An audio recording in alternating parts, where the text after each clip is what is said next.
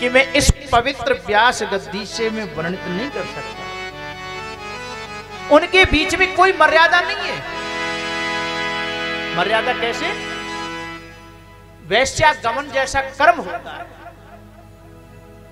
शादी किसी से हुई है, परंतु उसकी शादी जिसके के साथ में ये वो उसके साथ समागम नहीं करती, बल्कि पर पुरुषों के साथ समागम होता।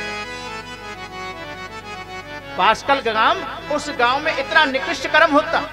पापी, मांसाहारी, ज्वारी, शराबी, कबाबी, एक दूसरे की धर्म पत्नियों के प्रति समागम करने वाला, इतना नीच घृणित कर्म करने वाला वो गांव। और उस गांव में, और जिस गांव के पुरुष भी ऐसे हों तो भैया स्त्री तो स्वाभाविक बात है कि वो भी लिप्त हो ही जाती है।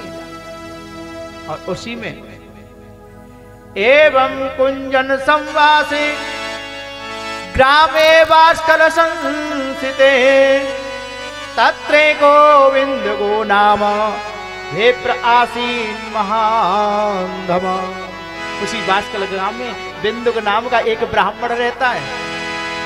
और जिस भूमि में ही ऐसा दोष हो तो उस दोष का प्रभाव चाहे ब्राह्मण ही क्यों ना उस पर भी आता है।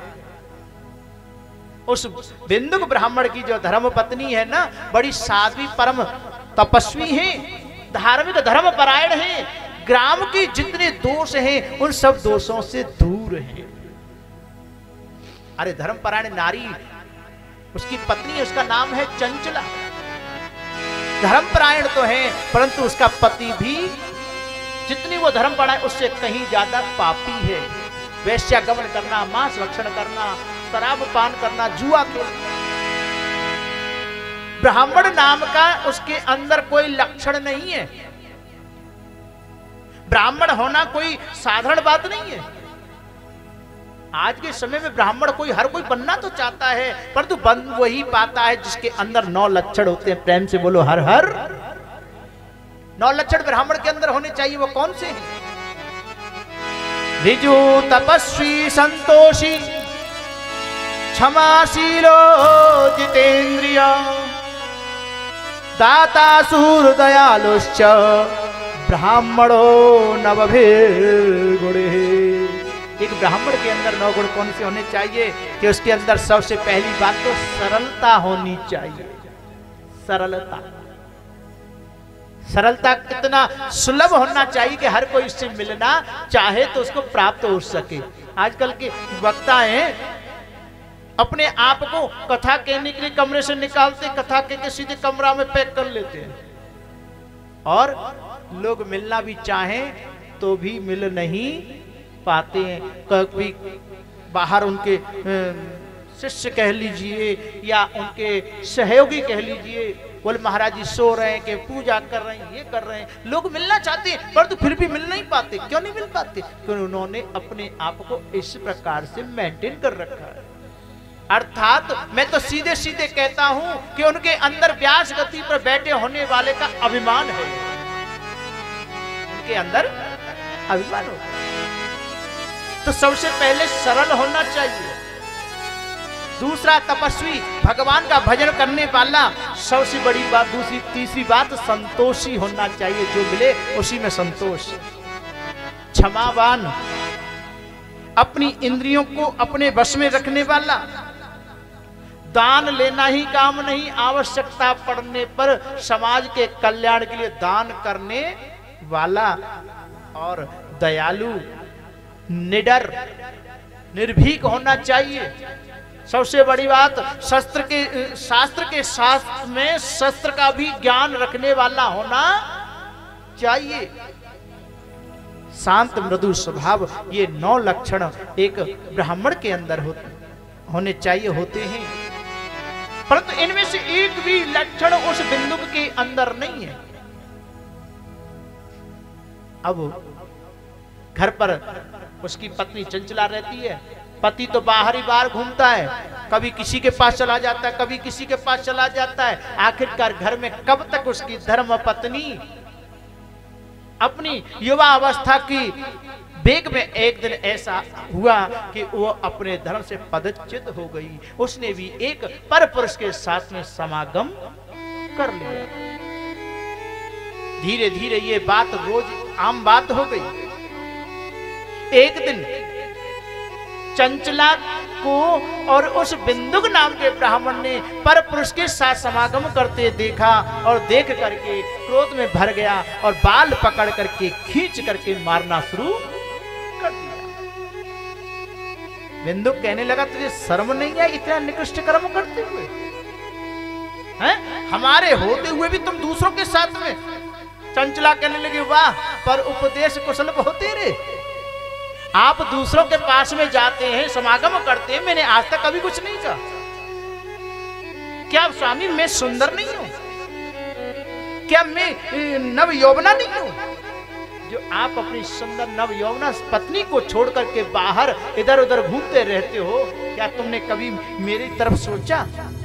कब तक मैं अपनी इस युवावस्था को छिपाई रखती? एक न एक दिन तो मुझे ऐसा करना ही था, परंतु इसको करने के लिए प्रेरित करने वाले कोई और नहीं, आप हैं।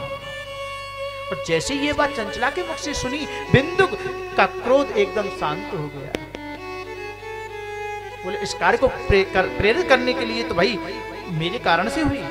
अच्छा देवी तो कोई बात नहीं, सुनो आप खूब करो, रोज करो, हम पे कोई फर्क नहीं पड़ेगा, पर एक काम किया करो, जिसके साथ में आप समागम करें उससे उसके बदले में धन ले लिया करें और लेकर के हमें दे दिया करें। प्रेम से बोलो, प्रेम से बोलो हर हर।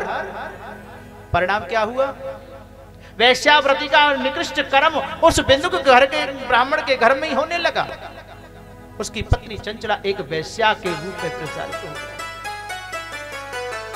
कुछ समय के बाद में बिंदुक की मृत्यु हो गई। बिंदुक की पत्नी चंचला वृद्धावस्था को प्राप्त हो गई, बालक बच्चे बड़ी हो गई। और एक अवसर पर और गंगा स्नान करने के लिए और वह चंचला तीर्थ में आती है। प्रेम से बोलो हर हर। तीर्थ में जब आई तो तीर्थ में आकर के सबसे पहले स्नान किया।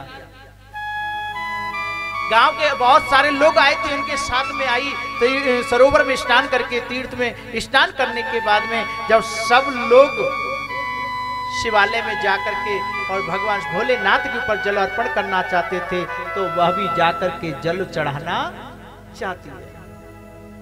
जल चढ़ाने के बाद में शिवालय की परिक्रमा देर करके और जैसे ही शिवालय से दूसरे रास्ते से निकल रही थी तो उस शिवालय के दूसरे दरवाजे के पास में एक ब्राह्मण को शिव महाप्राण की कथा सुनाते हुए देखा।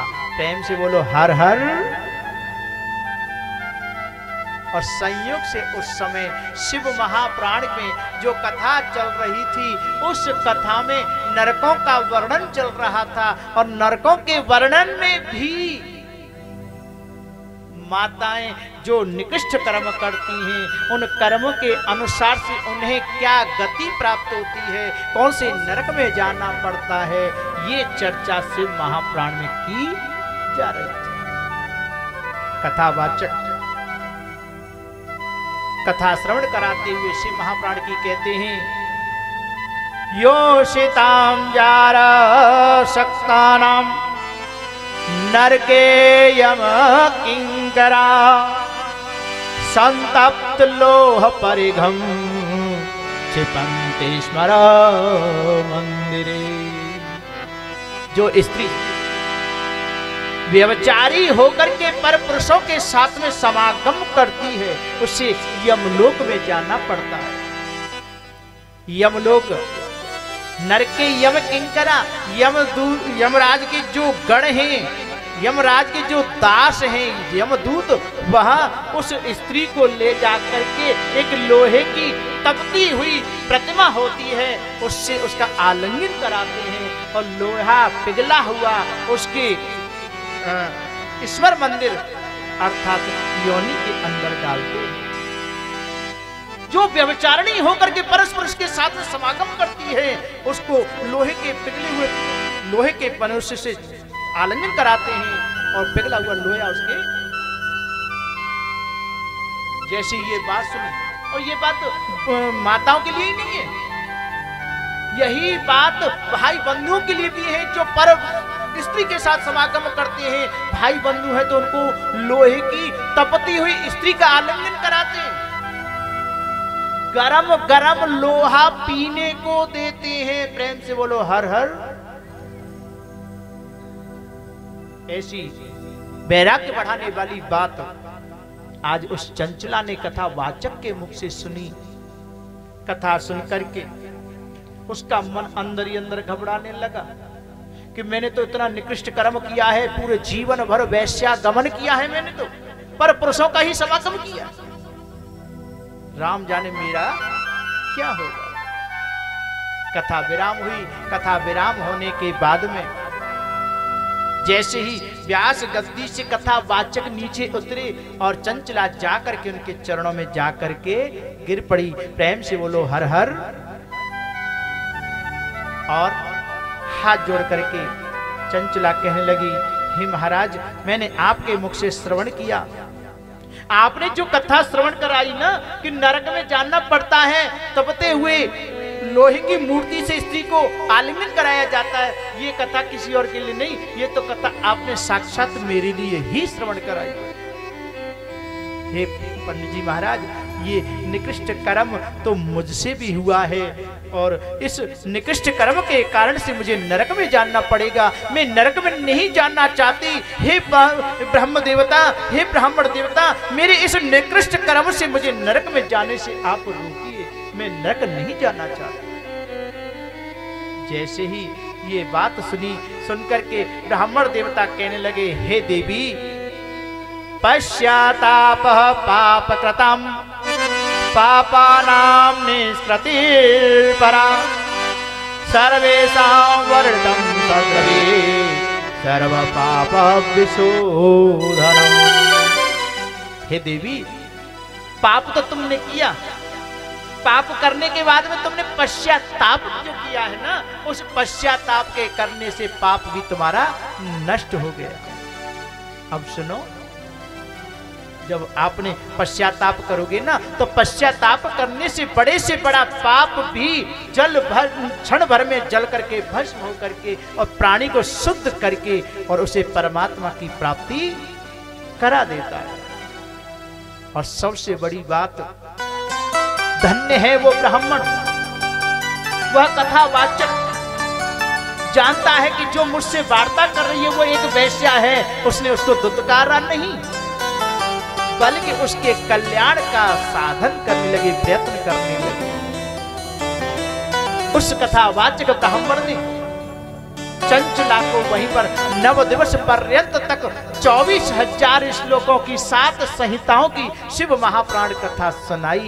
सुनकर के उस चंचला के मन में इतना वैराग्य आ गया कि लौट करके घर नहीं गई, लौट के घर नहीं गई, उसी तीर्थ में रहती है, उसी तीर्थ के सरोवर में स्नान करती है, स्नान करके पूरे शरीर से भस्म लगाती है, त्रिपंड माते रखती, बालों को इकट्ठा करके और उसने जटा बना ली, रुद्राक्ष मालाएं धारण कर ली और शिव शिव शिव शिव शिव शिव शिव शंभु करते हुए और भगवान भोलेनाथ की आराधना करती है।